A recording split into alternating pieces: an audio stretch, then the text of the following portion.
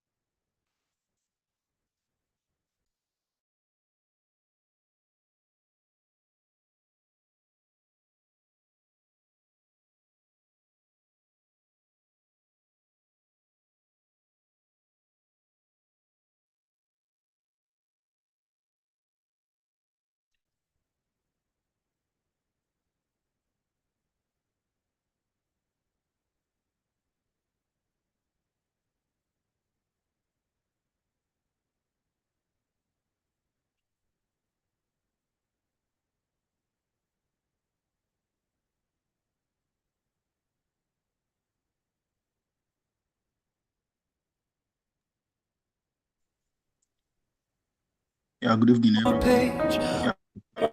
One more late night scream, never knowing someday I'd become what I've seen. Every challenge, every failure, every lesson made me grow. Step by step, brick by brick, building what I didn't know. From learner to practitioner, every small step brings me closer. From dream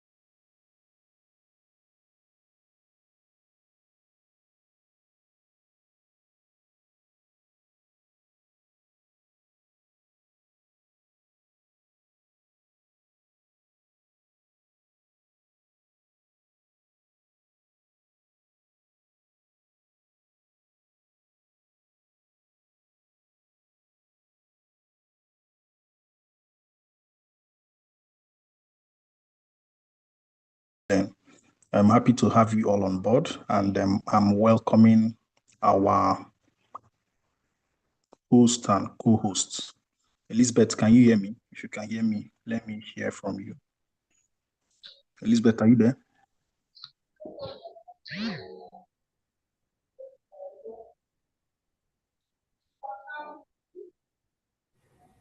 Hi, Ostus. Can you hear me, please? Yes, we can hear you loud and clear. Good to have you. Yeah, so good to be here. Thank you. You are fully prepared for this program. Why did you say that? Yeah, we are waiting for you, so you can take us right in. Thank you.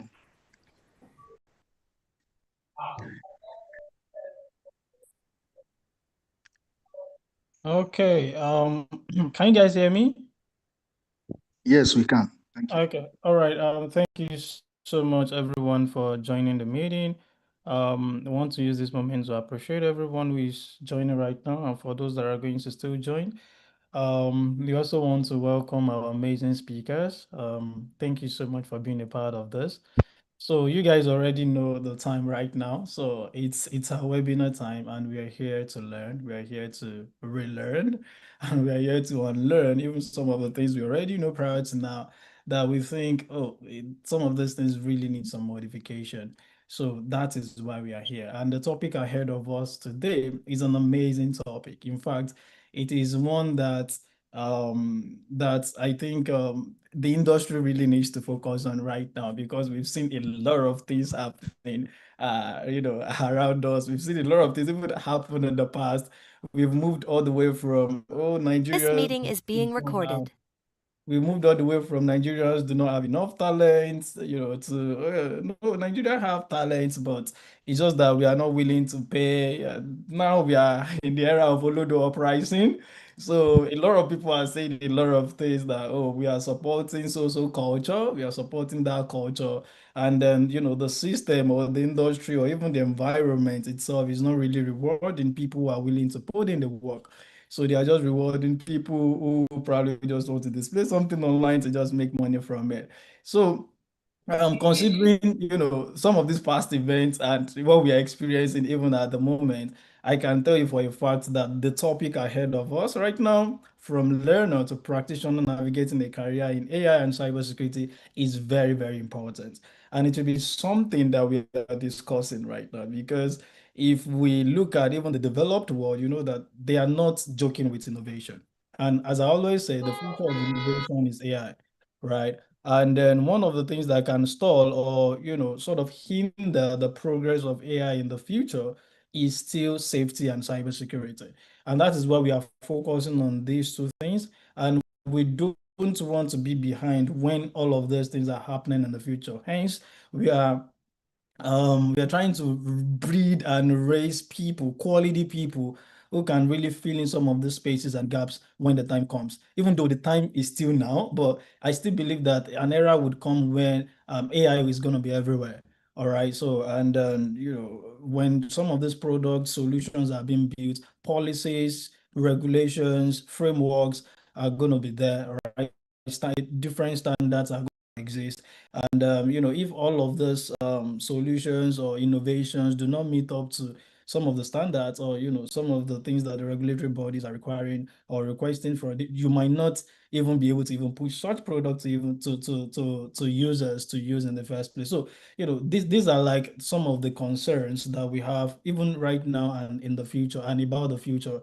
And it's one of the things that we are going to be discussing today. And we are not just going to be talking on something generic, all right? We are going to be niching down, trying to break things down into granules, and to ensure that we dissect things in a way that even somebody who is a newbie in this particular area or at the intersection of these two areas, will be able to learn something new, and they will be able to start something for themselves or on their own, as time progresses. So I want to welcome you all to today's meeting or today's event or webinar. So, and if you're on this call, I would like that you celebrate yourself. Like just jam your hands together, clap for yourself, clap for yourself, clap for yourself. So I remain myself, Victor Akinode, and I'm part of the host. So I'll be co-hosting this particular webinar with Elizabeth.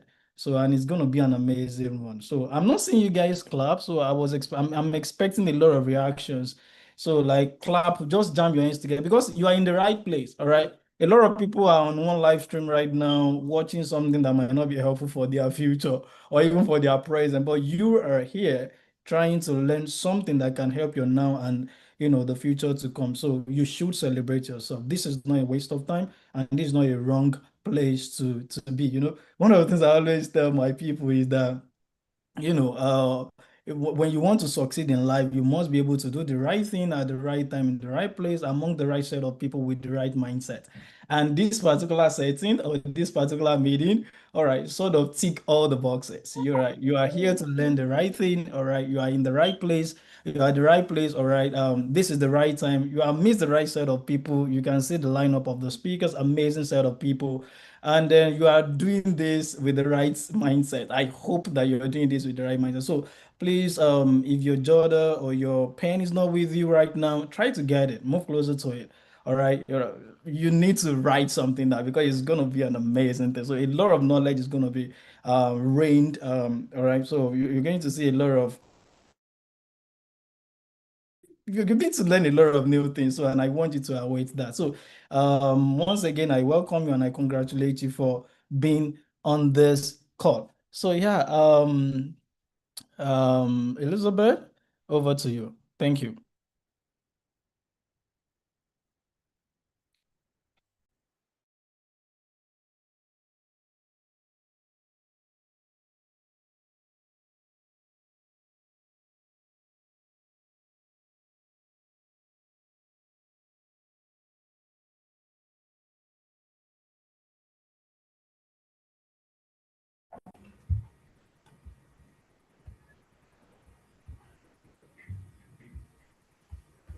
All right. Can you hear me, please? Yes, we can. Okay, all right. Thank you so much. I believe my host has said it all. Thank you so much, Mr. Victor. And thank you to everyone that is here today. And just like he said, Ryan, I think this all the uprising has been trending for a few weeks now. And I do believe that you have to take intentional steps to not be part of it, right? So you being in this event is definitely going to be an amazing time for you. We have speakers and experts across AI and cybersecurity. And if you would agree with me, right, there are certain niches that can never go extinct, right? There are certain niches that you can never say, oh, AI is going to take your job, or all those kind of things, right?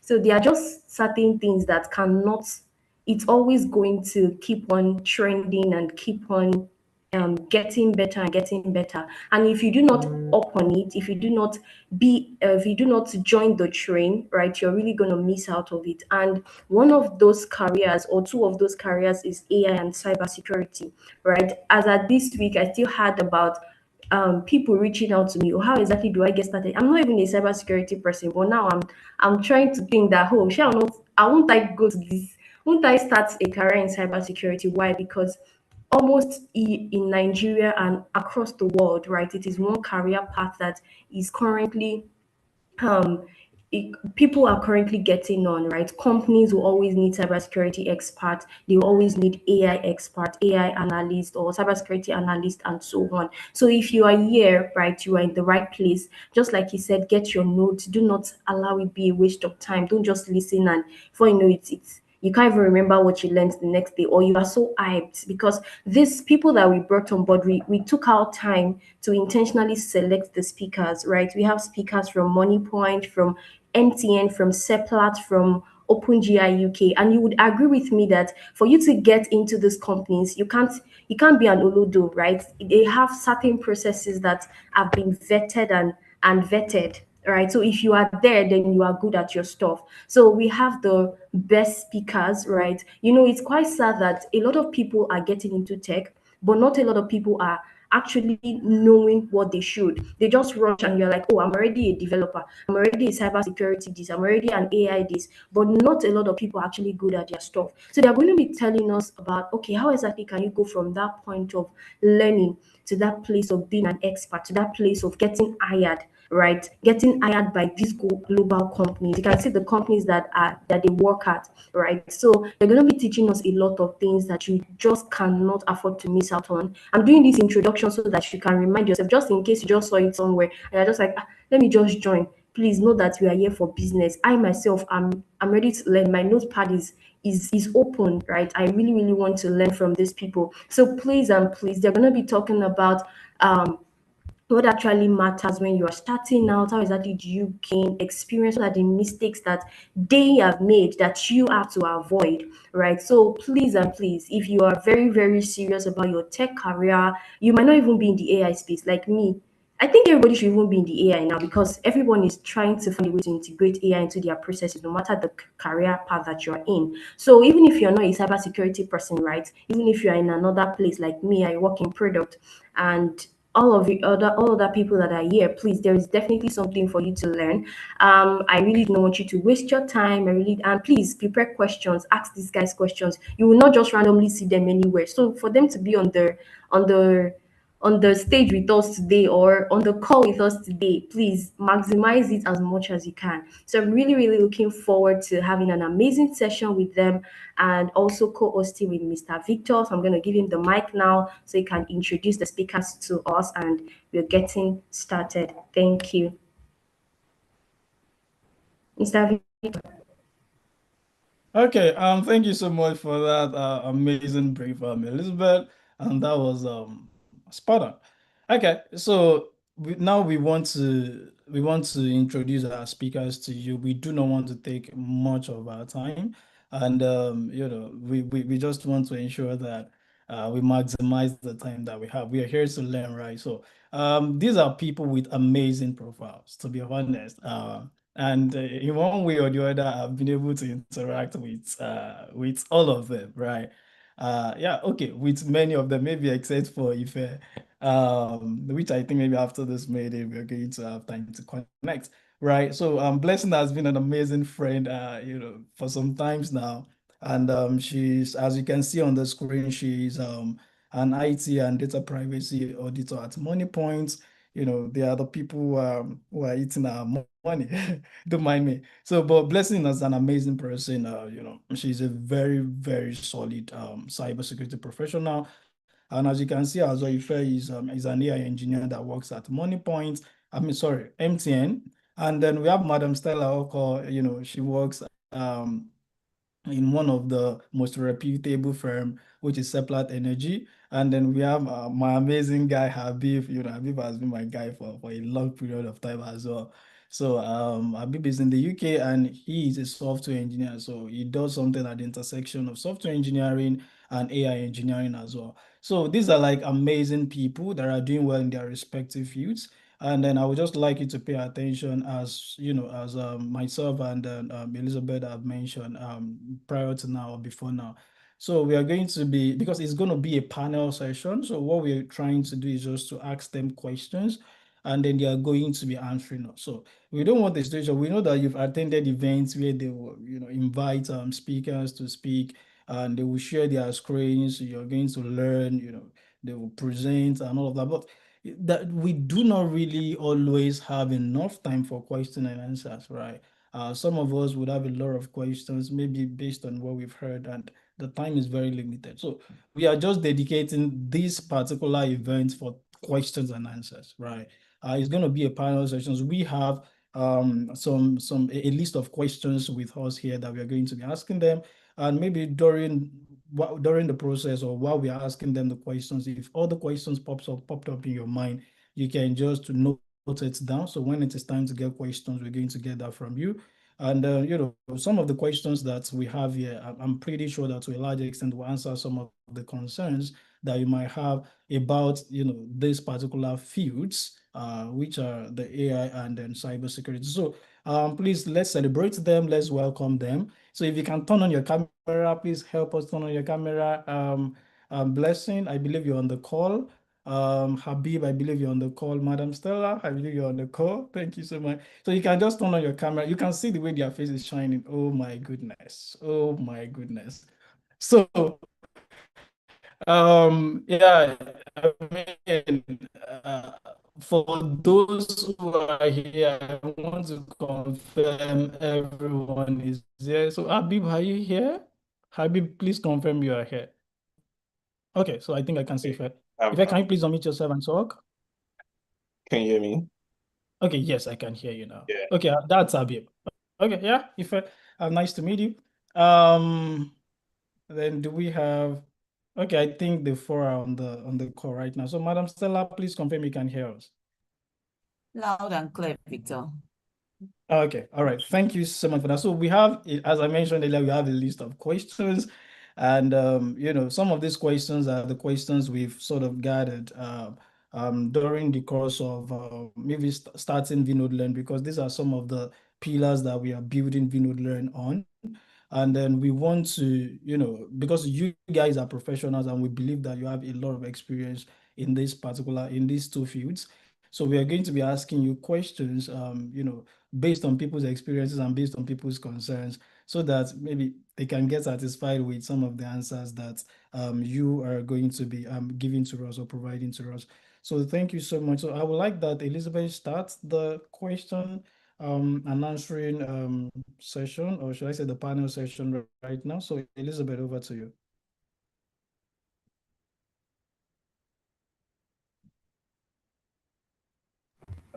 All right. Can you hear me, please? Yes, I can. All right. Okay. Once again, welcome to all our speakers. So, before I start asking the question, so for people on the call, I'd like you to share the link. Right. When you are eating something good, please don't be stingy with it. So, kindly share the link for the call, share it on your status, share it on LinkedIn, and let people know that something is happening here. Okay, so I'll go straight to the questions now. I'm going to start my questions from Ife. Okay, so now we're in the world of artificial intelligence, and I know that you work as an AI engineer at MTN. So can you just take us through very quickly what it actually takes to become an AI engineer, right? What does it entail? What programming languages do you need to learn? What do you need to know? Or is it just ChatGPT and Claude and Vibe? So thank you. Awesome. Hi everyone, and good evening. Please, could I get a confirmation that I'm audible? Yes, yes, you have. Excellent. Very powerful question, Bulu. And just before I go further, I would like to extend my appreciation to the organizers of this summit. Thank you for inviting me. It's always a pleasure to share my knowledge with the tech community. So, to the question, what it takes to be an AI engineer.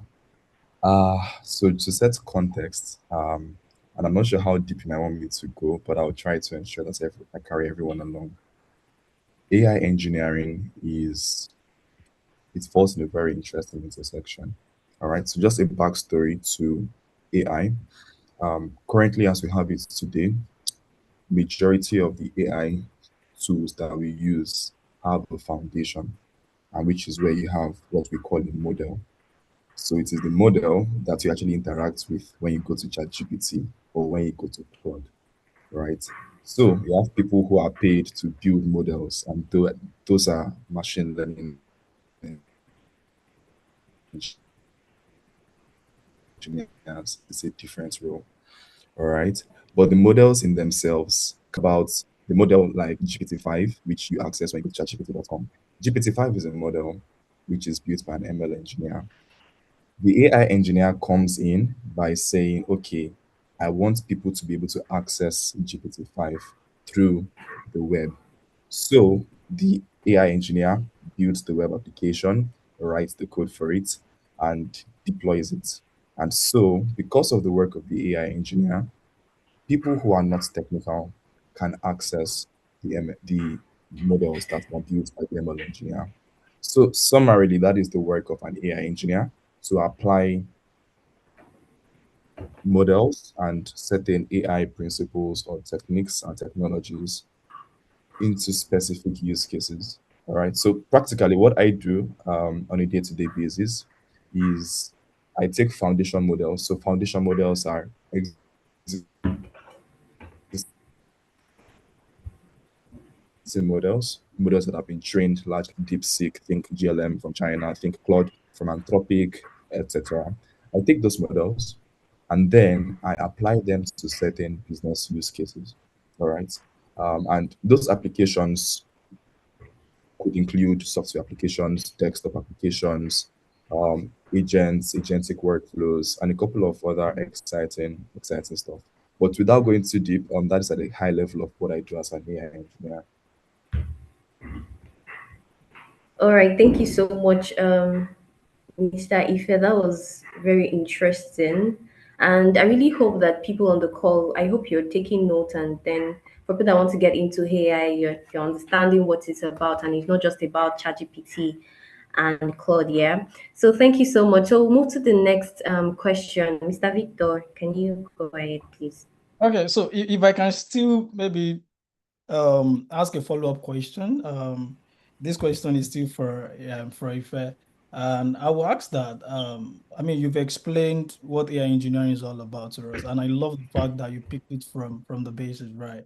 And then you were able to open our eyes to either, the ML engineers are the guys building the models, and you are just trying to ensure that the people or the users are able to interact with the ML, maybe by building an application, all right, that allows them to interact with the model, right? I mean, basically, like maybe with the foundation model, or probably maybe the model has been fine-tuned, all right. So maybe for that particular business use case, and their users will be able to access it. So I just want to ask that.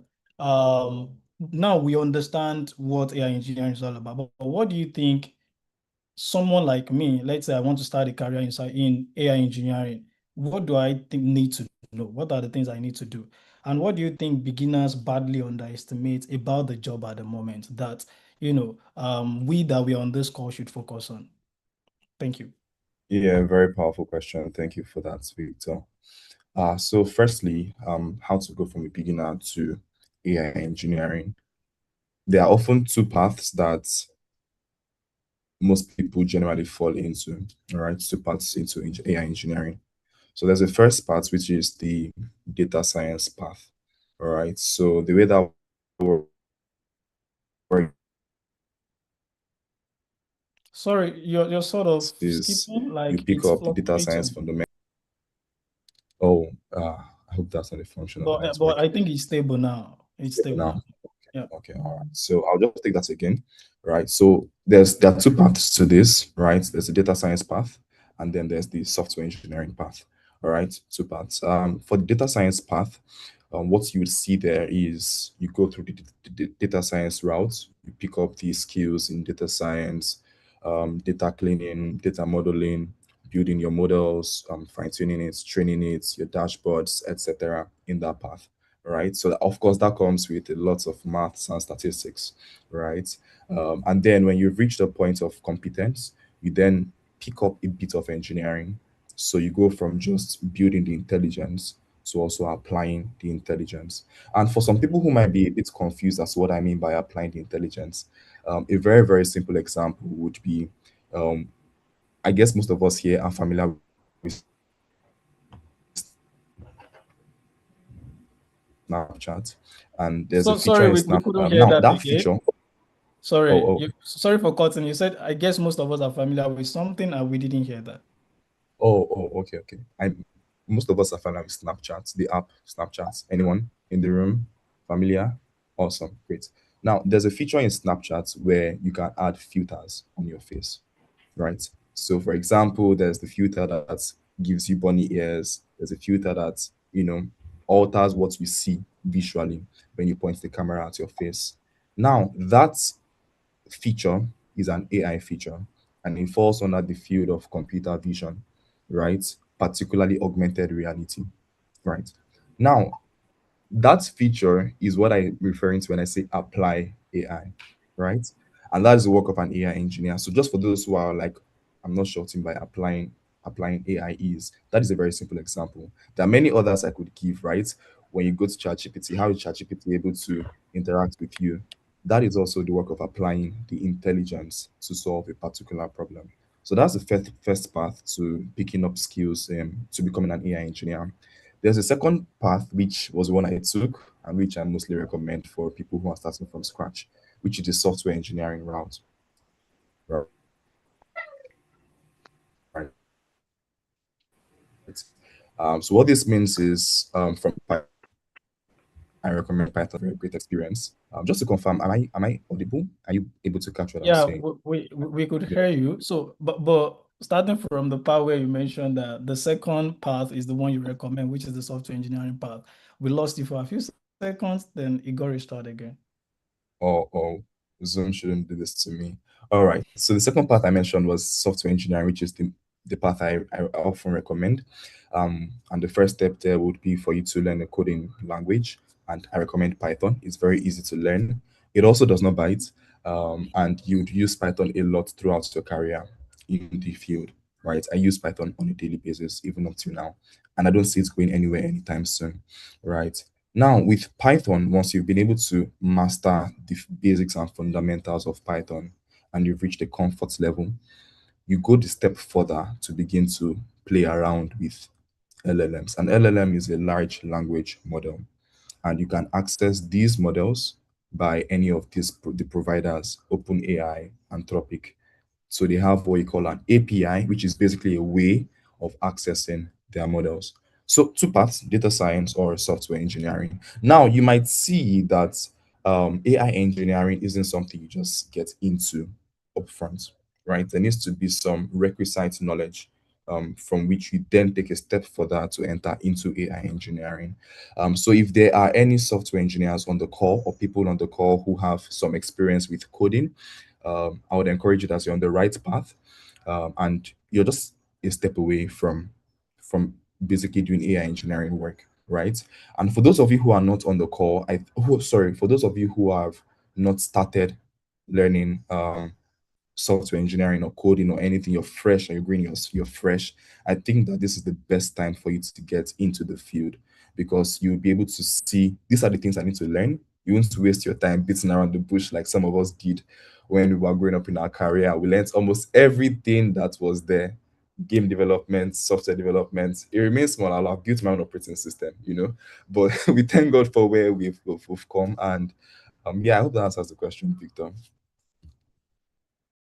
All right, thank you so much. Thank you so much. That was very insightful. Thank you so much. So yeah, let's move to the side of cybersecurity now. So Blessing, this question is for you. And I would like to ask that I know that cybersecurity has so many paths, right? We have the SOC, the forensics, the governance, the cloud, the ethical hacking. In fact, we have GRC now, GRC engineering, AI governance. So I just want to ask, like, how should a beginner choose one lane instead of trying to learn everything? Like, Ife mentioned that many of us, when we're starting, we want to learn this. I could really remember when I was starting my career in software engineering there. I just wanted to learn everything, right? In fact, I started in data science. Then at some point, I was like, this data science thing, I would just be showing people, graphs and charts. They don't understand what I'm doing. So let me just go into software engineering where I can start building something that people can see and people can say, yes, this is what you're doing. So, like now in cybersecurity, we have a lot of tracks. Right? So, as someone who is a newbie or who is new in that particular field, or who just want to start, how can I pick one lane instead of learning everything? Thank you for the question. I hope you can hear me. Yeah, I can hear you very, very audibly. Yeah. All right. So I'm gonna say two things, and the first thing is to master the basics, right? In my experience with people, I mean, I've been privileged to meet a lot of professionals, and you find out that some people don't know what computing is, right? Some people don't know what databases are. Some people don't know what networking is. And these are like the basics of cybersecurity. You can't talk about cybersecurity without talking about compute resources, operating systems, networking, IP addressing and the like. So I think the first thing I would advise, someone coming up is to learn the basics, you know, not just learning, what's, ransomware, virus, and all. Learn the basics. And this is especially targeted to those people that did not study computer in their, university or secondary school. right? You need to master the basics because you didn't do that, while you were studying. After doing that, I think what I would say is, like Victor said, there are so many domains in cybersecurity. And sometimes you might, in learning the basics, you might learn more than one domain, kind of, sort of. So what I would advise is, try to, experience, some domains and try to align what you like with those domains, right? Let me give an example. Starting off, like Victor said, I was a data analyst. I did data analysis, graphic designs, and all that before I came to cybersecurity. Now, starting off with cybersecurity, I started off with SOC analyst, being a SOC analyst, right? But I knew it wasn't for me because the reason why I even led data science was because I'm not the person to, stay behind the scenes and, write codes, deploy and all that. I love speaking with people. So what did I do? I aligned, Okay. my Yeah. love for communicating. Sorry, I think someone. Yeah, I've Thank you. muted him. Yeah. All right, thanks. So what did I do, right? I aligned, my love for my people person nature, communication with people, and that, aligned me with, governance, risks, and compliance, right? Because I mean, everybody knows what governance is. Governance is, putting up rules for people to follow, ensuring they follow them. Risks, I mean, you can't perform a risk assessment without communicating with engineers, control owners, and all that. So that was what I was able to do. But before that, I was able to connect with some parts of cybersecurity, right? In my learning of the basics, I was able to learn about, SOC, incident response, penetration testing, right? Just the basics. And, I was able to, say, this is my alignment. This is what I love to do. Now, I would end this by saying, I know that in the country that we are in, right, people want to, make that money fast. Yeah, I know, but make what would not dim your curiosity. What do I mean by that? You need to do what you would always have the willingness to learn for, right? Like me, I think right now I have transitioned into like IT auditing, assessments, and all that. I'm a curious person. The other day, my manager told me, Listen, do you know you ask a lot of questions?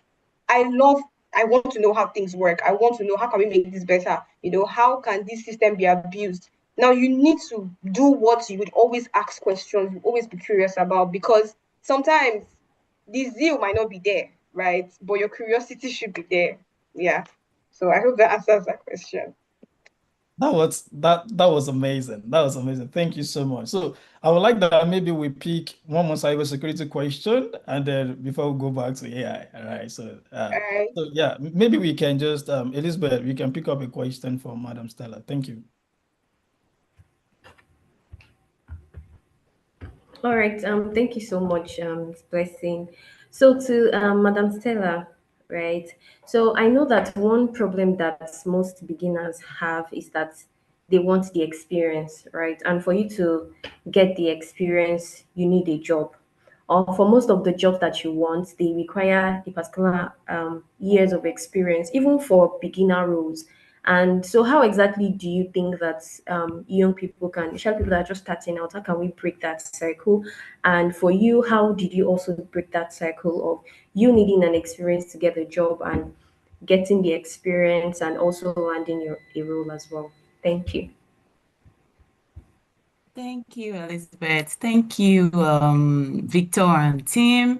Apologies, I am not able to on my video. I had to travel last minute for a risk assessment, so I'm not at base. So that said, always a pleasure to be affiliated or associated with this community.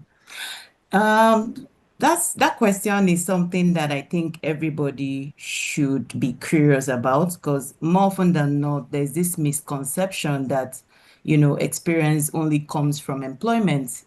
That's not true. Experience can come from you building your own home labs, making your own personal projects. Experience can come from you volunteering. Experience can come from research work, simulations, you know, experience can come from even participating in this community. This is an experience for everyone participating. So when you're building your CV, and the truth of the matter is, I've been able to speak to a lot of recruiters, in quotes. I have some as friends, and the landscape of employment has changed. Recruiters are not looking so much so at experience. They just want people that can do the job. And proof of you being able to do the job is having to show that, oh, I've volunteered somewhere, I've done this project, I've been able to share knowledge on LinkedIn, or I belong to this community and we do a lot of teaching and coaching, and mentoring is some kind of experience too. So while, people, I know experience is good, like getting a job and all that, but my conversation here is that people should not focus on experience per se. So introspecting, I came into this field from finance. I was a banker, going every day, and all that. And, I landed after my banking phase, I landed in a security consulting firm. And that was where I found this. So for me, what really helped me was I like the fact that the other speaker, my co-panelist, mentioned curiosity. Do not do anything that you like, that in years or weeks or months down the line, your curiosity will fade. So for me, curiosity was it. I became curious. How does this thing work? I mean, I was at the peak of my finance career because I joined that firm as a finance manager. So I've seen all the bits and bats of finance. So I had a new interest, which was this cybersecurity. And I kind of like when she said, focus on something that you will look forward to going to do every day. It's not just about, reading logs or anything.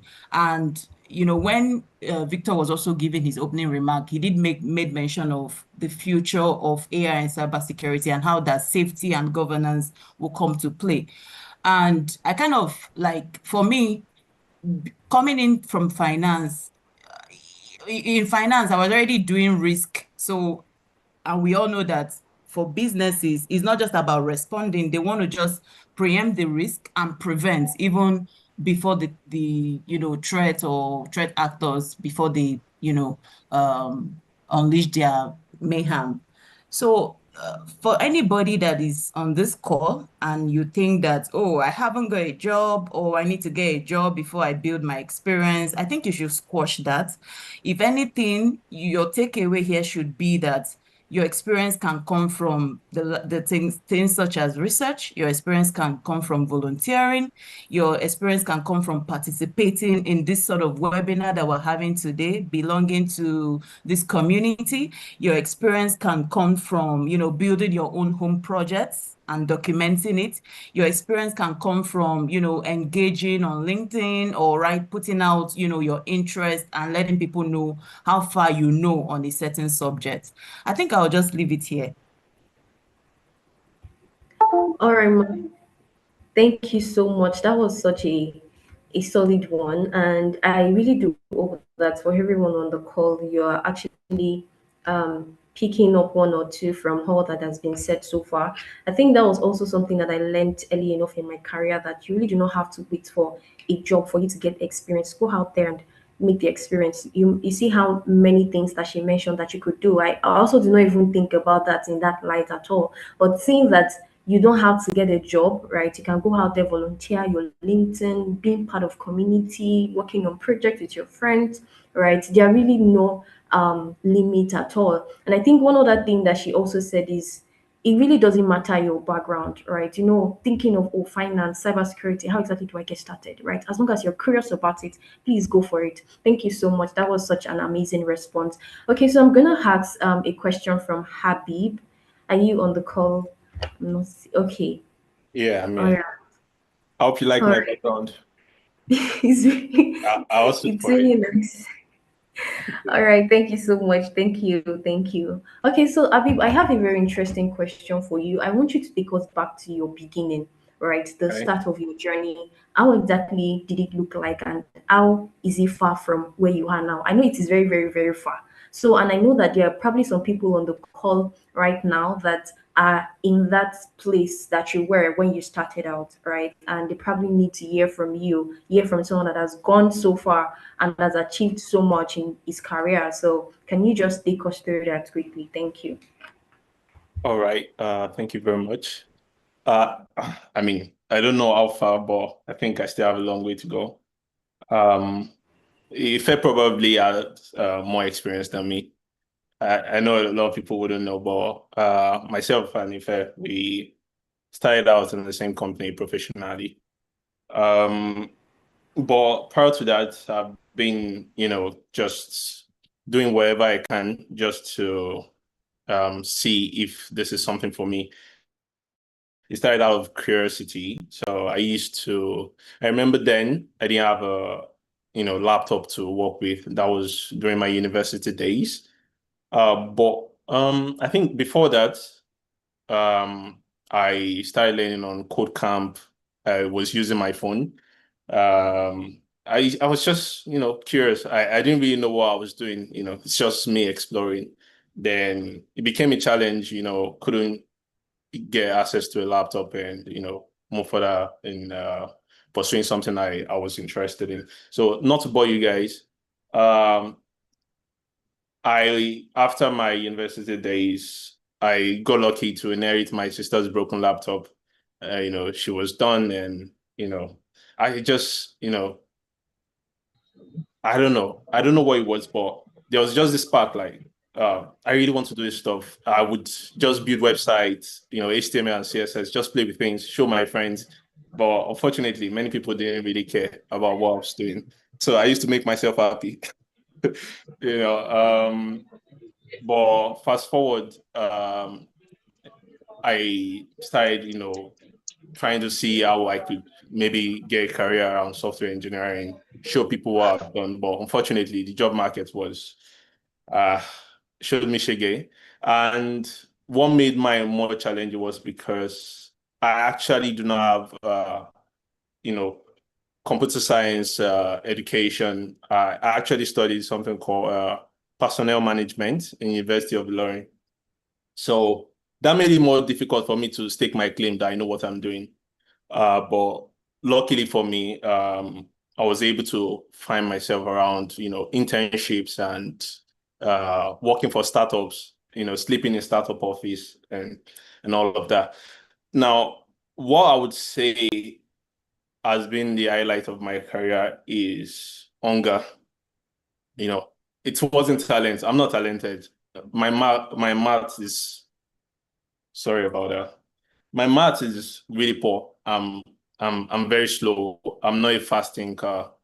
Um, when I try to tell people this sometimes they don't believe me. But one thing that I consider to be my core strength, which has, pushed me to this level is just that, hunger for wanting to solve problems, making sure things work.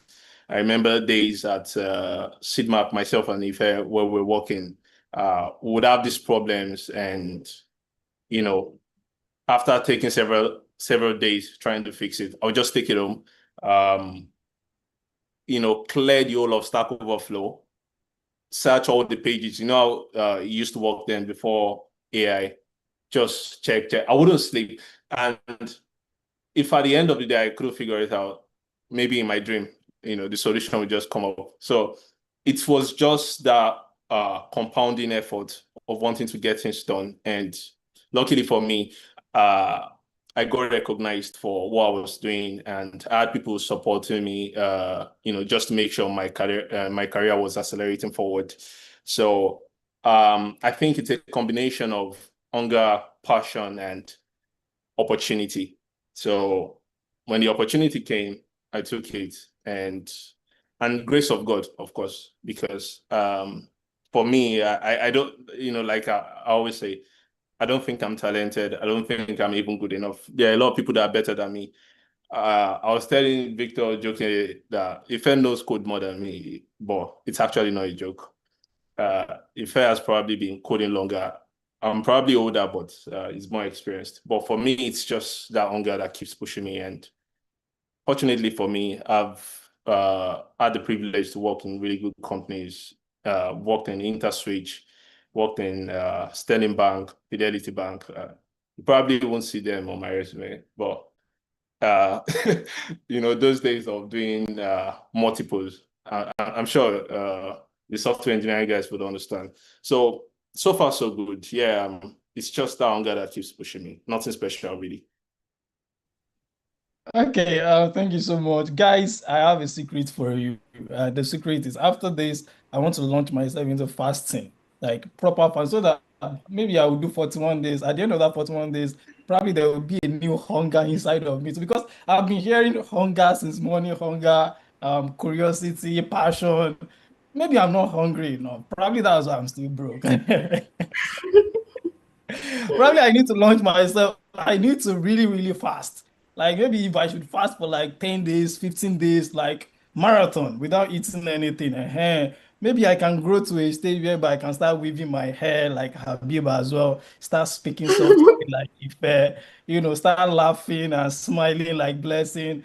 And you could see the way Madam Stella too was speaking comfortably, that she's sitting on money. So maybe, just maybe, I would start. And if you want to join me, maybe we can set up a group and we can do that together. So that was amazing. Thank you so much for sharing your journey with us, Habib. So I just have a question. Maybe we should just try to move to cybersecurity a bit, and I want to move towards Madam Stella. So I want to ask that what does a real day in your role actually look like compared to what people think cybersecurity is? Some people think that, people have reached out to me that, oh, please, can you help me hack my girlfriend's account? I want to see, I want to see the WhatsApp chat or something like that. So, as some people, when they hear cybersecurity, they think of that guy in black hoodie in a dark room. So you as a person, what do you think, a day in life of a cybersecurity professional? What do you think it looks like? Yeah. Okay, I like the dark room part. And really, I mean, that joke of, when cloud security came and, that the politicians said, oh, this technology is really good, but what happens when it rains, So, so that's it. I mean, it's just the misconception. A lot of people, I admire the work that Ife and Habib does. I really, really admire it. But tell you what, yeah, for the likes of me, I'm just about risk governance, right? And the interesting thing is we all complement each other and we'll all make a proper team, right? So a typical day in my life, in my work life, will just pretty much means attending meetings, because now I am attached to the capital project teams in my organization. You can see I had to travel last minute. As at the time we spoke earlier, I didn't know I was going to travel this weekend. So I had to travel last minute for a risk assessment. So I'm not in any dark room. I'm not writing codes like my brothers here, but I support people that write codes. Organizations don't want to be caught off guard. The premise usually is deterrence. And the starting point is preventing these attacks before they happen. So how do you prevent what you don't know about, right? So that's where risk assessment comes in. So my typical day would just involve, attending meetings, putting out reports, just talking with people, working with teams. And in discussing this that we're doing today, I would want people to infuse the aspect of working with people, because even if and Habib writing codes, they at some point interface with other team members. They at some point have meetings, have discussions. So communication is very critical, is a very critical skill. So if you're out there and you want to do anything, close to what I'm doing, then your niche should just be building your communication skills, your writing skills, very important, because you don't want to communicate the risk that you have assessed in a way that the decision makers, your SLT in your organization would not understand it, right? And in putting out this risk, it's always good to attach monetary values to them, because people don't understand something if they can't measure it. All right. So yeah, I mean, I will just leave it here, but your takeaway should just be that I like the way Victor is just nodding his head. Your takeaway here for anyone on this call should be that when we talk about cybersecurity, don't always stay fixated at codes and the likes, the technology, the intrinsic back end side of things. There's the risk assessment side of things. There's the response protocol side of things. So just carve out a niche for yourself. What will keep you curious? Pretty much. I mean, Blessing drilled on that in her first response. What will keep you curious and stay on that lane?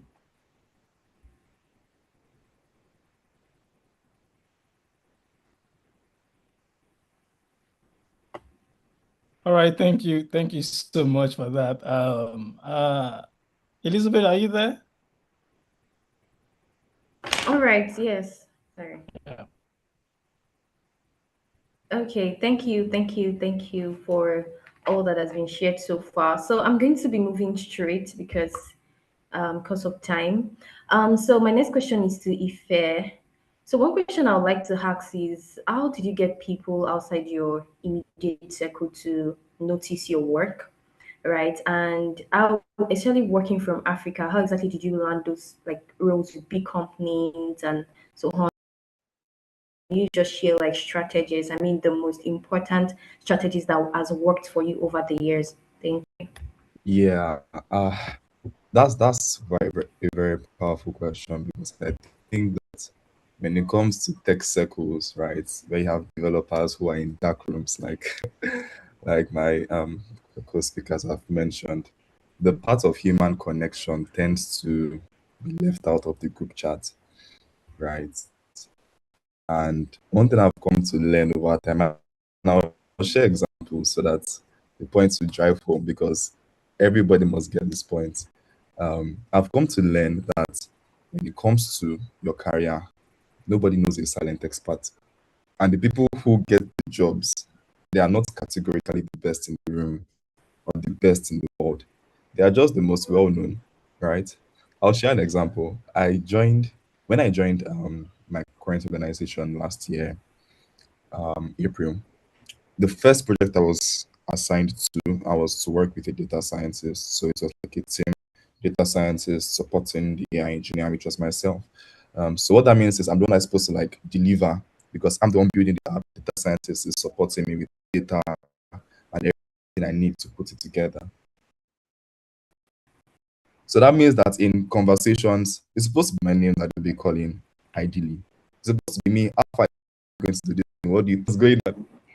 That was what was in my head, and that was what was supposed to be happening. When it comes to meetings, I know the meetings is Teams meetings, so we're not seeing our faces. It's just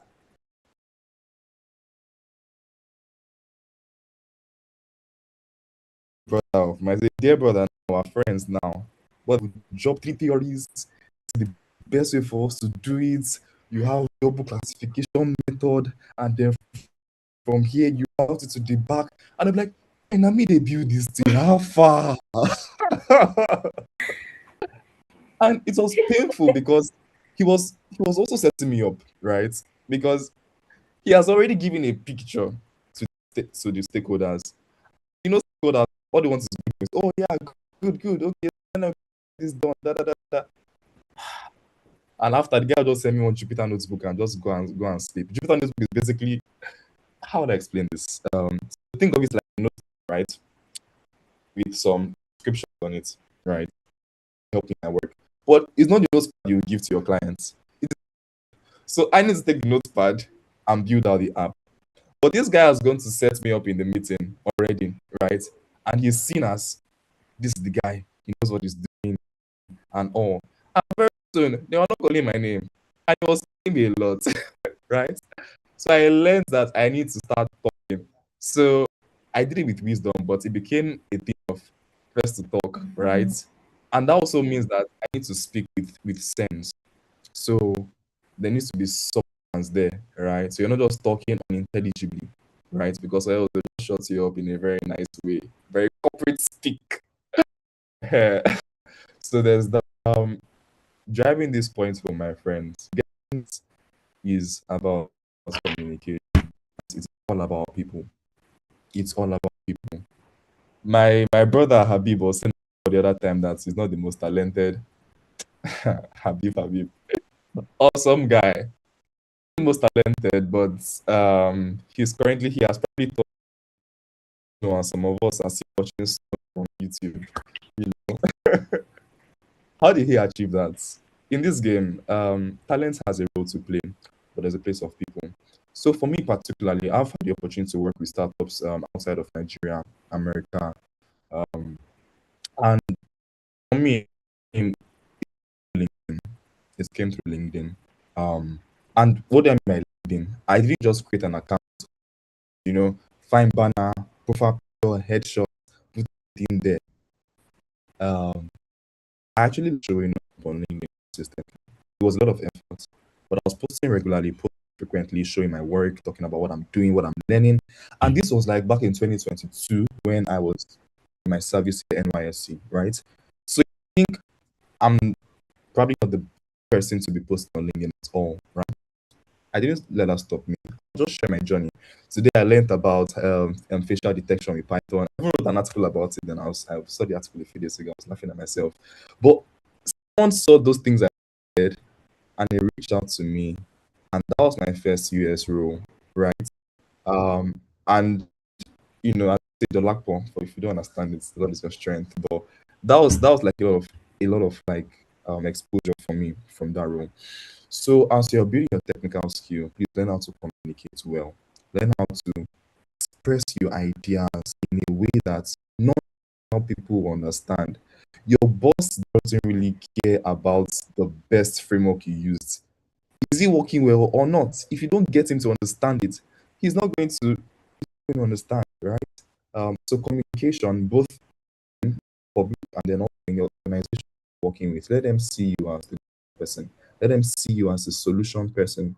Let them see you that you are doing this thing well. And how do you show that? By delivering quality and communicating quality. That was amazing. That you were delivering values with straight face. Like you were giving us those bombshells and we're feeling the heat, right? So thank you so much for that. That was really spot on. You spoke about communication. So let me just quickly add this. When I was still working with a firm in Nigeria, there was this lady I was working with there. And along the line, after working on stuff, we'll get to meetings. I think I was a bit below her then. And when she's presenting, all I'll be hearing is ha. I mean, hi, I did this, I did this, I did this, I did this. I was like, oh, really? Is this what we do here? And after the meeting, she's going to need to do this, you need to do. I was like, really? I think there was a time like I actually do something. And I sometimes I didn't even bother to reply to this. I would do all of those things. At the end of the day, we enter the call and all I'll be hearing is I did this, I did this, I did this. I think I like to reach out to be like, Victor, how do it? Okay, thank you so much. Part of our culture is part of the culture of this company is speaking up. So I need to say my mind to this and we're able to resolve it. So after that, sometimes she will make switch it to we did that. So sometimes you just need to speak up, all right, but you have to do it politely. Do you get? I mean, you already addressed that, so thank you so much for that. That was very, very amazing. So, let's quickly go to the cybersecurity. We've spent a lot of time. Even me myself, I don't want this to end anytime. Everybody on the call for so long, right? So, this question is for Blessing. So, using cybersecurity often means or even restrict free. I want you to know, maybe when you were starting, were you able to maybe lay your hands on some labs? And then how were you able to do that? So that the beginners or the guys that are starting from in that opportunity, or what you used to when you were starting. So how did that happen? Of us or some of us might have the money to pay for track, and some of free rooms. How do you think we can go about that? I would say join communities, right? And partly from my own story, from my experience. Starting up, I think I already mentioned that I started off with data analysis, right? Graphic design, actually, data analysis, then cybersecurity. Now, this was 2019, I think. No. I think it was after COVID, because I had to stay 1 year at home, COVID. So I would say 2020, 2021. I had never heard cybersecurity in my life, right?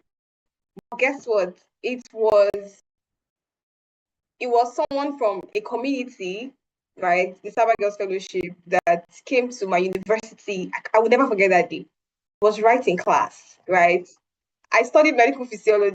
So the person that was teaching us our class was around that day. So, this person came in, talked to us about it, and I mean, a lot of people were in class that day, but I was only one of the few that, went the extra step.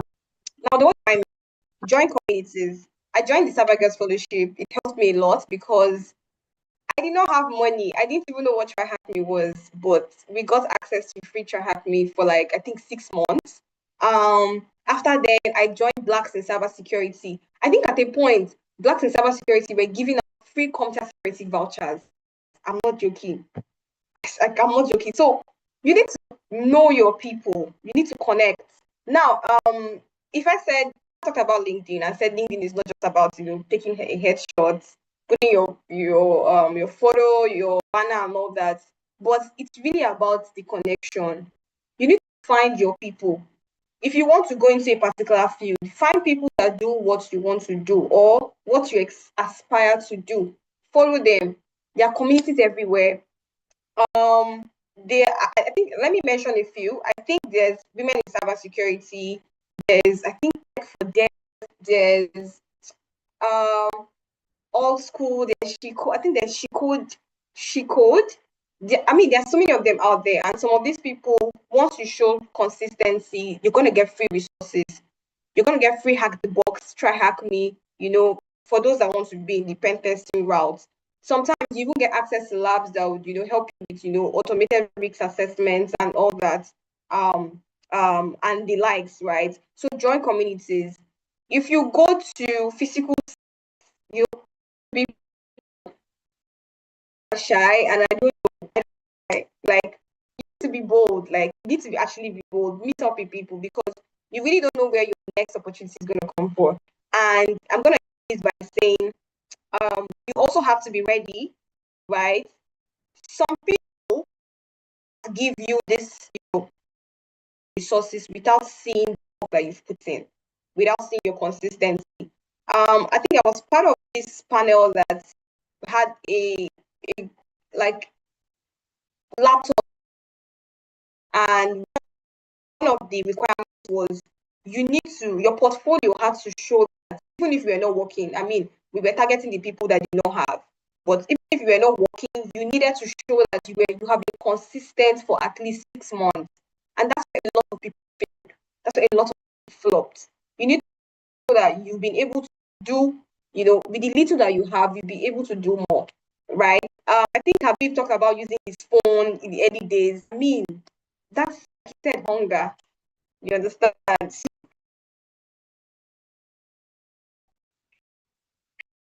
Thank you so much for that. I never knew that we'll come back to this hunger thing, but there's no problem. I think it's just, yeah, don't worry. Don't let me go there. So if Ife is going to be leaving us right now, he has another thing to add. So please let's celebrate him. Let's thank him. In case you have more questions for him, you can just send those Thank you questions so much, to us. We everyone. can help you directly. Yeah, and you can also reach out to him on LinkedIn. His name is Ife Abimbola-Olulesi. Follow him. Interact with his posts. You find them very, very full and helpful at the same time. So yeah, you can always check him out. All right, so one last question before we call it a day, because we know that the time has gone already.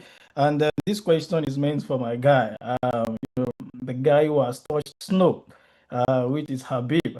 As if I mentioned, if I said Habib has touched snow, some of us are still begging God and God to win. Okay, so so Habib, we just want we really want to learn more from your journey. Like, it's still like trying to still know more about you and to know more about the AI industry. So with the look of things now, everyone is anxious, right? And they're anxious that AI will take their jobs. And from inside the field, because you have been working from within for some time now. So what is the honest truth you can tell people about this? What do you think? Like, this is the honest truth people need to hear about this topic. Yeah, that will be our last question for today. Do you really want me to be honest? Yes, we want you to be. Just learn fishing.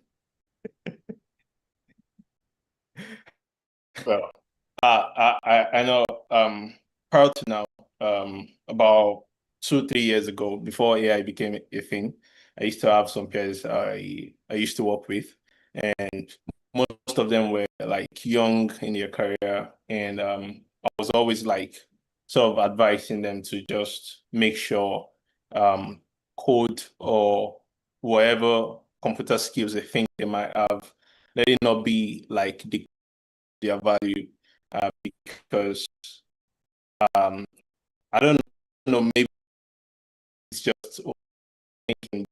I saw it coming before now, so it's not a surprise to me.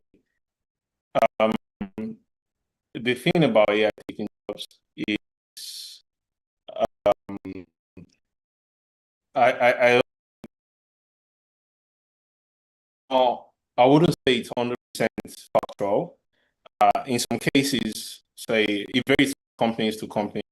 For some companies, AI augments their system, but even in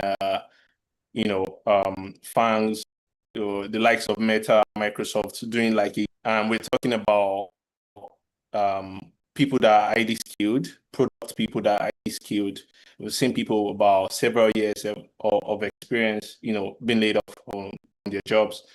But the question is, what happens, after? What's next? So are they just going to throw AI at what they were doing before? I think what we're seeing now is most companies are advocating for automation, and we know the goal of every company is to just make more profit. And if that means, I have some processes I can automate, maybe something 10 people used to do before, now I just have 2 people, why do I need 10 people anymore? So, it's probably going to be cheaper with AI. So I think it's more of a decision thing than whether AI is capable enough of, throwing people away from their jobs. So speaking from my personal experience, I've seen people, get laid off, but nobody is going to tell you, oh, we're laying people off because now we want to use AI. They'll tell you, oh, we recruited or employed too many people, so now we don't have any use for them, so we just need to cut our resources. So in terms of where that leaves you as a person or as an engineer, as a product manager, or whatever career you find yourself in, I think the one thing you should always understand is work would always change. How we do things will always change. Before, accountants used to like write on paper, draw tables, do their balance sheet and other boring stuff. But now, from there we move to financial analyst, if that's what you call them. Then they started using computer to do the work. We had people that used to use this typewriter before then. A lot of things are changing. things become obsolete. In fact, it's a major concern for me because what exactly am I doing now? I don't even write code anymore. Just prompt the system, review what's been done, and see if it's good to go. So it's all about learning how to augment your own skill with tools. Make these tools like your partner or maybe your assistant, however you want to. I asked a friend last time, he does photography, and I was like, oh, you complain about having workloads and you try to recruit someone before, but that didn't work out well for him. So I suggested, oh, have you tried maybe using AI tools to just sort of like, increase your efficiency? Oh, it was kind of doubtful about it. But here's the catch, right? If somebody else comes and knows how to use AI, now don't get me wrong, I'm not saying just throw all your work at AI, but if you know how to use AI to speed up your work and the quality is the same, if AI is going to do my work quickly. So in terms of deliveries, features, people, they need to market faster. Their competitors are releasing every week. So say, oh, they're still skeptical about AI, and they leave you behind. I don't know if you guys know, was the Anthropic releasing like competition for Figma? What did Figma do for this? Sometimes it's like a strategic competition, competitors for profit maximization. So where that leaves you is you want to be in a position where somebody can look at you and say, if I bring in, it's going to like time 10, the activity we have, right? So you need to ask yourself, am I that guy? Am I that guy they're going to like give a feature that probably just need to spend 4 hours on it, and maybe it's going to take you a week because, you are a master, you don't want to use AI, you're going to write it by yourself. Well, unfortunately, the business world it doesn't work that way. The reality is different. Companies need to ship faster. They need to stay competitive. So you augment yourself with AI. You don't make a replacement for yourself. And the companies, you're that guy, then why not? You stay employed. However, like I said before, it varies from companies. Some companies might not give you the opportunity to even showcase what you have. They throw you away and someone new. And you guys must have seen it with what Meta is doing. After their round of layoffs, you see they begin to like hire people. Oh, AI software engineer at Meta, AI this at Meta. That's the reality. So my own suggestion is, first, do not like do not be rigid, like, oh, this is how I've been doing it, it's working well. Yeah, it's good. Always be open to like learning new things, learning something new. If the people that are taking over your job are competitive, learning to, it's a constant battle. And the moment you set your foot into tech, there's no peace of mind. You always have to learn.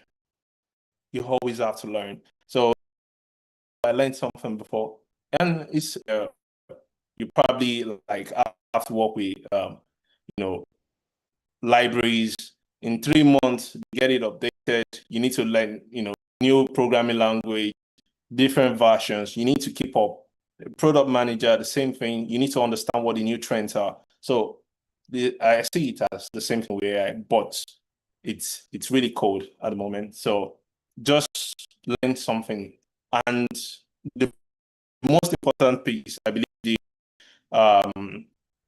the other guys mentioned, communication, soft skills. One thing I personally get complimented for. Look, one thing, I'm not trying to blow my own trumpet. Everywhere I go, I give my best. And the truth is, I'm very busy, but I'm the most productive. Why? How do I do it? I don't focus on, I don't even have the energy to spend on doing things. I'm always thinking of, is there a smarter way I can do it?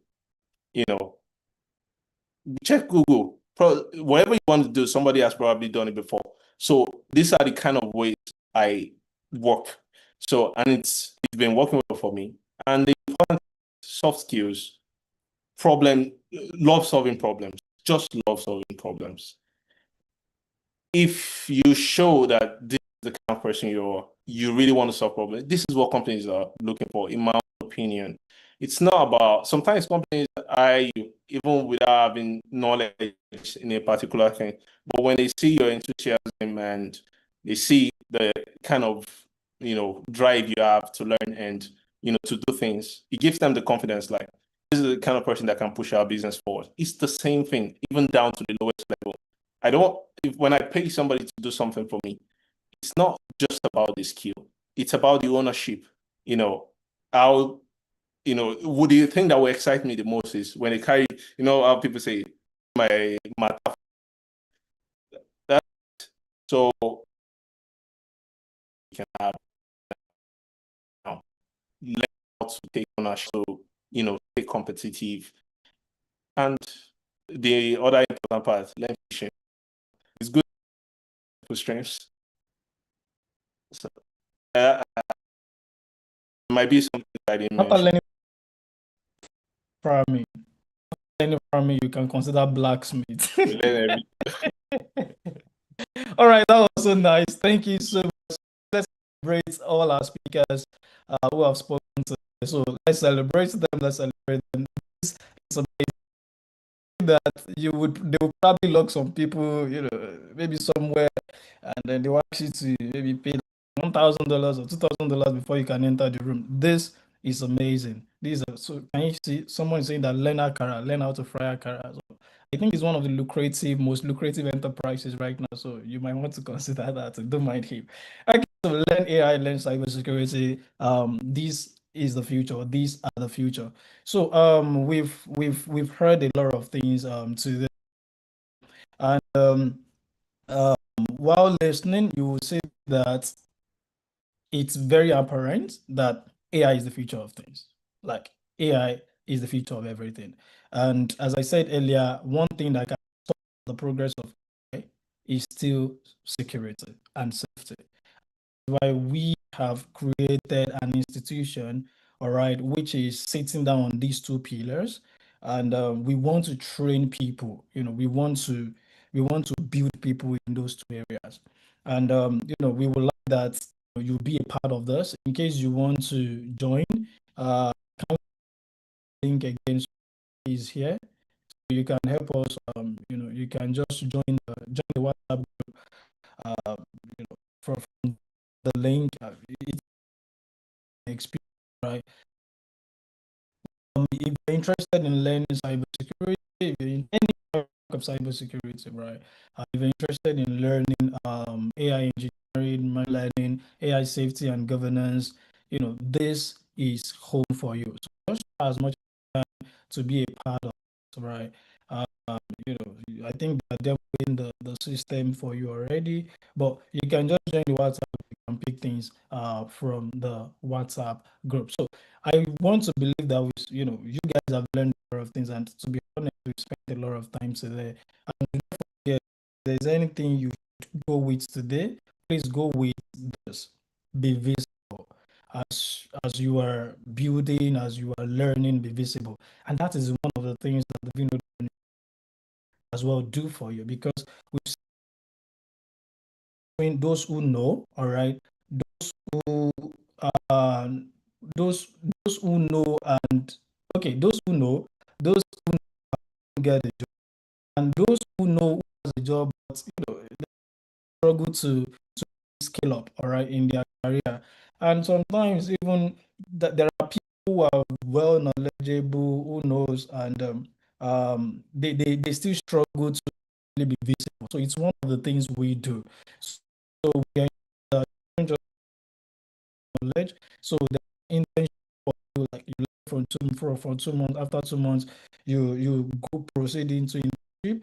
Then the internship too will be for 2 months. And after the 2 months, every work you do in the face of is going to be published. All right.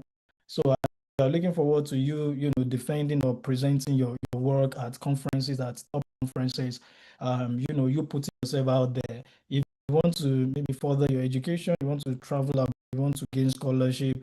These are some of the things that the scholarship board they're going to check. So those are the things that we have factored into doing. We want to at least reduce the uprising that has been existing in the.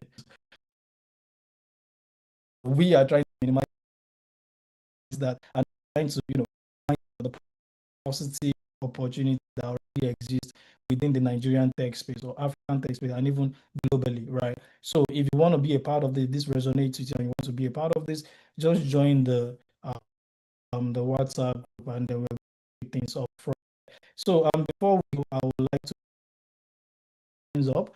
And then from there, in case you have like any questions, join the community. If there are questions you have here, they've mentioned it today. Community is one. There are things they mentioned: community, visibility, and which community do you want to belong that is greater than this? See what you are hearing, and this is sometimes what we do often. Like we do it once in a while, almost like have nothing less than two sessions like this. So it's something amazing, and I believe it's something you want to be a part of. Yeah, we'll pick things from there. So Elizabeth, over to you. All right. Thank you so much, Mr. Victor. I would like to say thank you to all our speakers. It was an amazing and insightful session, right? And I believe that everyone on the call have also learned a lot that they're going to implement. And in years to come, they will look back and say, oh, thank God I was at this session from learner to practitioner, right? Thank God for Vinod Learn. Like Mr. Victor said, if you like to start AI and cybersecurity, make sure that you join the WhatsApp group and we can pick things up from there. We have a course that starts in August that would help you delve into the foundations, the intricacies, like everything that you need to know to go from learner to practitioner and actually start landing amazing jobs. You can see the speakers that we've had, right? It's going to be like a great one. You just have to be a part of it. So thank you once again to all our speakers. Thank you for giving without holding back, right? It was so evident that you just wanted to pour so much into us, and I've learned a lot. Even personally, I am hosting, I'm co-hosting with Mr. Victor, but I've also learned a lot that I'm going to implement. And thank you so much. Really cannot say thank you enough. Please, can we say thank you to the speakers? Can I see that in the chat? I see that you're clapping. I appreciate this. Can you say thank you to them? Yeah, so thank you for bringing this up. Thank you, Miss Blessing. Thank you, Mr. Ife. Thank you, Miss Stella. Thank you, Mr. Habib. Thank you so much. So you can see the name. This is also the name that we have on LinkedIn. Go ahead to connect to them on LinkedIn. And also, please, one thing I want you to do for me, as long as you pick from this session, please make a post about it on LinkedIn. We talked about putting yourself out there, right? Don't start from you talking about this class and then picking it up from there, right? Talk about what you learned, tag the speakers, appreciate them. I do that a lot too. When I was starting out then, right? When I was starting out on LinkedIn, when I attend any session, I jot down things, I implement, then I put it out there, tag the speakers. Like I was able to connect with a lot of people with that. So please tag us, tag Vinod, tag each and every one of us, tag Mr. Victor, tag me, tag the speakers. And yeah, you can always reach out to them with questions. That was another thing. I made sure I connected the speakers. Oh, something that I picked out during your session. I don't think you reach out to them ignore you, right? You can see that they're really, really amazing people that want to share so much with us. So thank you so much. Once again, I'm really, really grateful. Thank you for all that you've shared.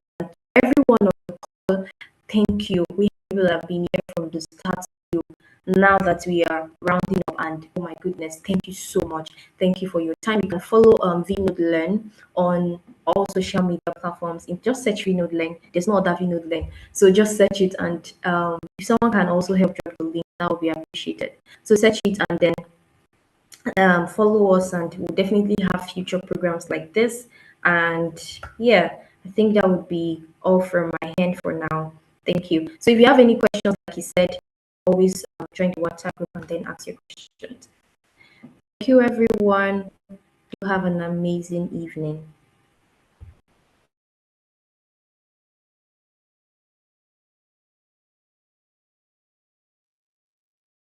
All right, bye, guys. Thank you.